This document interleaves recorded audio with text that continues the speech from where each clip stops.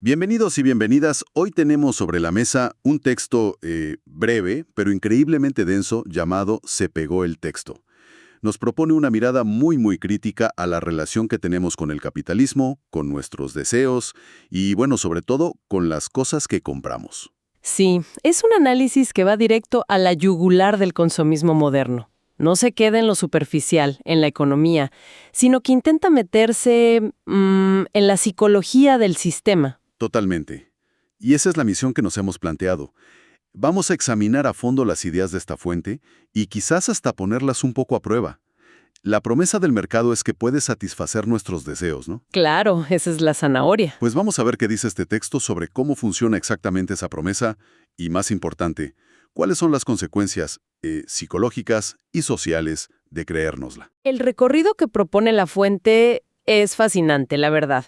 Nos va a llevar a hablar de cómo la ciencia y la tecnología, cómo alimentan toda esta maquinaria del consumo. Ajá. También a explorar un concepto psicoanalítico muy específico llamado plus de goce. Suena interesante. Y hasta a replantearnos una palabra que, creo, todos creíamos entender.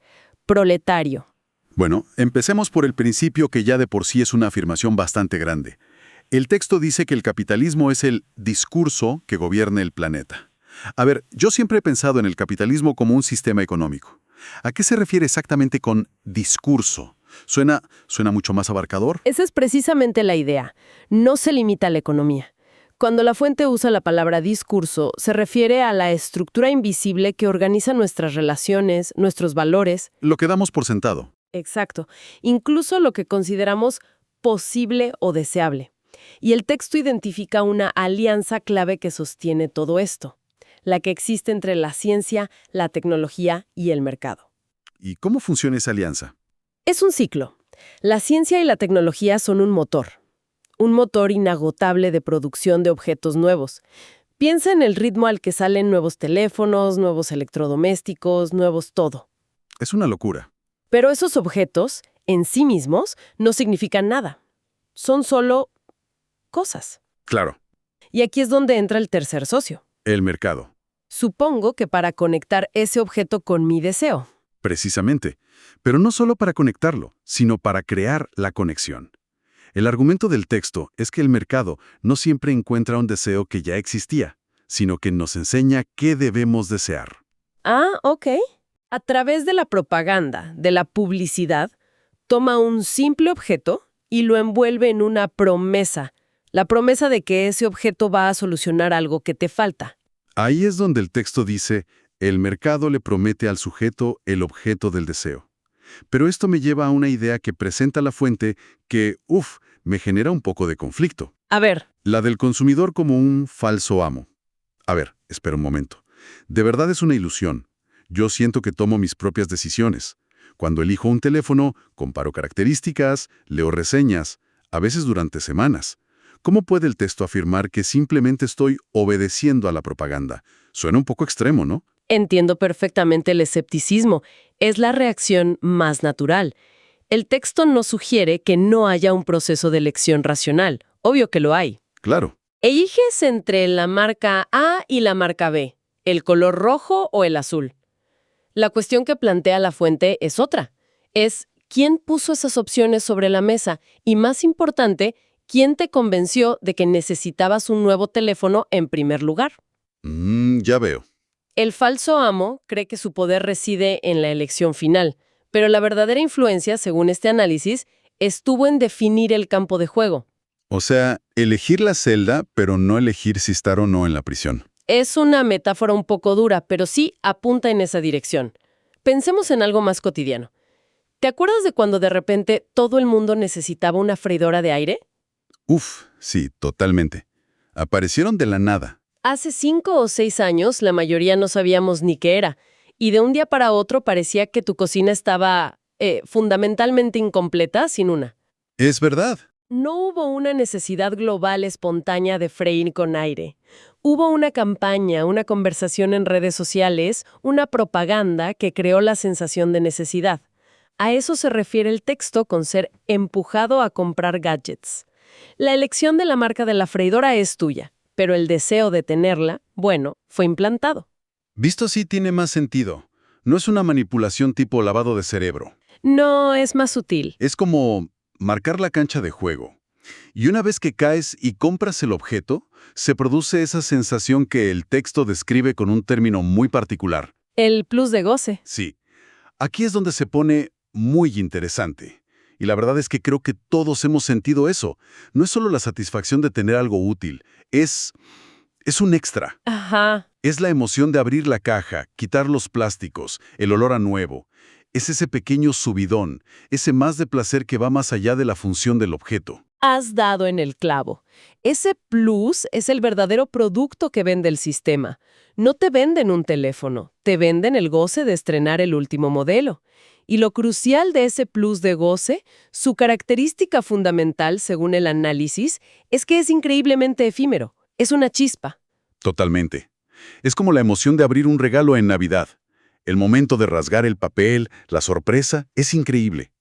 Pero una hora después, el juguete ya es solo una cosa más en el suelo del salón. La emoción se fue. Esa analogía es perfecta. El sistema vive de vendernos ese momento de rasgar el papel, una y otra vez. La fuente lo dice de una forma muy directa. Lo nuevo es obsoleto al día siguiente. Así de rápido. Esa satisfacción se desvanece casi por completo, porque el propio sistema ya está anunciando el siguiente objeto, la siguiente promesa. Apenas te acostumbras a tu nuevo dispositivo, ya se están filtrando las características del modelo del año que viene, que hará que el tuyo se sienta viejo. Entonces, si estamos atrapados en este ciclo de comprar algo, sentir esa satisfacción que se desvanece al toque y luego sentir la necesidad de la siguiente cosa, ¿eso no tiene un nombre? Supongo que a eso se refiere el texto con consumismo alocado. Claro, No es una compra, es una carrera sin fin. es una carrera, una búsqueda frenética de la siguiente dosis de plus de goce. La lógica que describe el texto es que la insatisfacción es el combustible del sistema. Si un objeto nos diera una felicidad completa y duradera, el motor se pararía. Nadie compraría nada más. Se acabaría el negocio. Por eso, la promesa tiene que renovarse constantemente, encarnada en un objeto siempre nuevo que nos dice, el anterior no funcionó del todo, pero este sí que te va a completar. Es una lógica impecable y a la vez un poco terrorífica. Y si esta es la forma en que funcionamos, esto tiene que tener un impacto en cómo vivimos y trabajamos. Aquí es donde el texto introduce otra de sus ideas provocadoras. Afirma que hoy todos somos proletarios.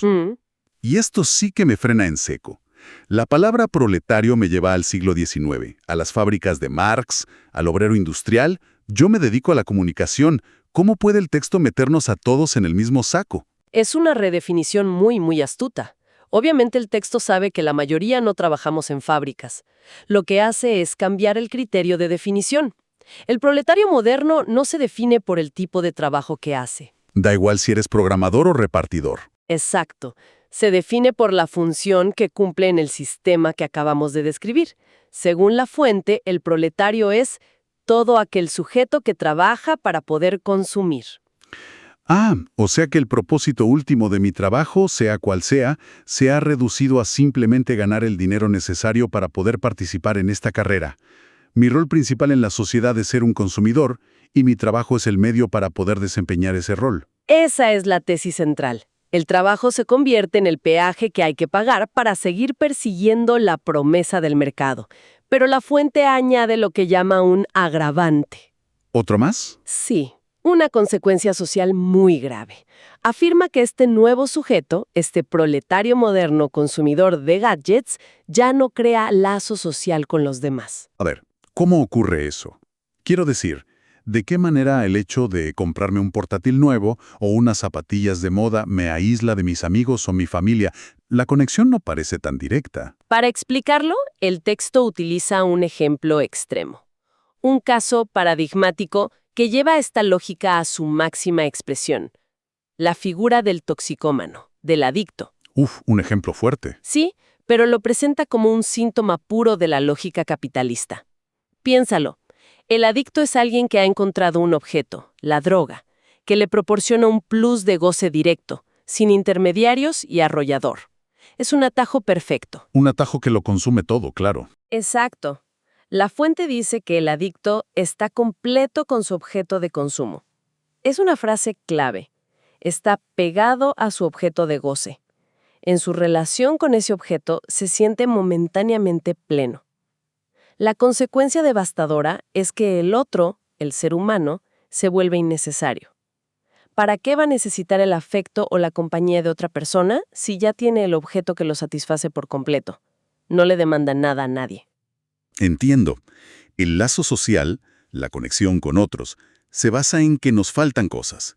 Necesitamos a los demás para hablar, para sentirnos queridos, para colaborar. Es una relación basada en nuestra mutua incompletitud. Pero si un objeto te da la ilusión de estar completo, esa necesidad del otro se desvanece.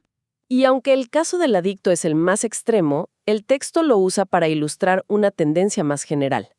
La idea es que, en menor medida, nuestra relación cotidiana con los gadgets puede imitar esa misma estructura de aislamiento. O sea, con nuestros teléfonos, nuestras consolas. Con todo. Las horas que pasamos interactuando con nuestros dispositivos, buscando la validación de un like, la distracción de un video, son horas que restamos a la interacción humana, que siempre es más compleja, impredecible y a menudo frustrante. El objeto es controlable, las personas no. Y poco a poco el lazo social se va debilitando. De acuerdo, creo que ya veo el panorama completo que pinta el texto. Si uno todas las piezas. El sistema nos hace una promesa de felicidad. Nos convierte en proletarios que trabajan para comprar. Y ese mismo acto de consumir nos aísla. Esto nos lleva a la gran paradoja final. Entonces, ¿qué significa todo esto? Si todo está diseñado para darnos lo que queremos, ¿por qué el resultado parece ser una sensación de vacío cada vez más extendida? Has llegado al corazón de la crítica de la fuente.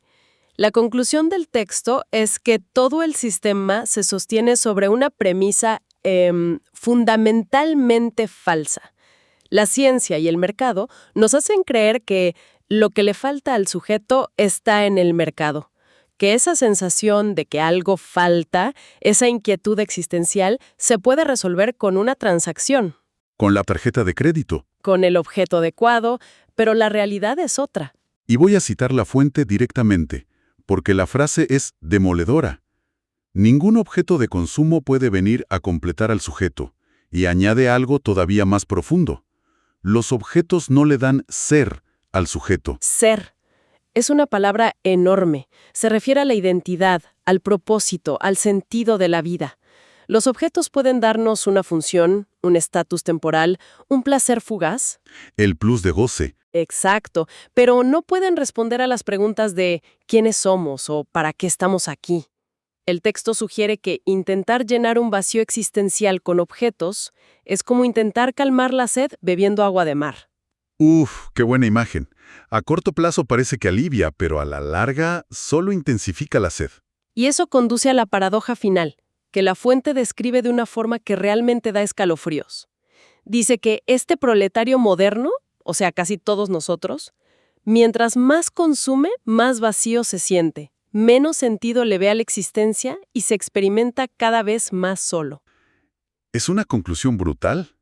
El resultado final del sistema de la felicidad es la infelicidad. Esa es la crítica fundamental y el cierre del argumento. El sistema, tal como lo describe esta fuente, crea y explota un deseo que es por su propia naturaleza imposible de satisfacer con los productos que vende. El resultado no es solo un ciclo de consumo sin fin, sino un ciclo que agudiza la sensación de vacío, mientras la soledad aumenta porque los lazos con los demás se han ido cambiando por lazos con objetos. Es un panorama bastante sombrío, la verdad. Si hago un resumen del recorrido que hemos hecho hoy, ha sido un viaje intenso. Partimos de esa gran promesa de felicidad del mercado y, siguiendo el hilo del texto, hemos terminado en una paradoja de vacío y soledad.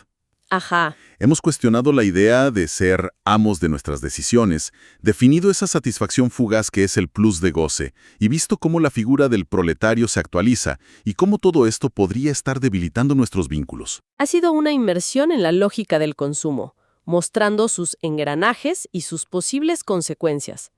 Siempre desde la perspectiva de esta fuente, claro está. Sin duda.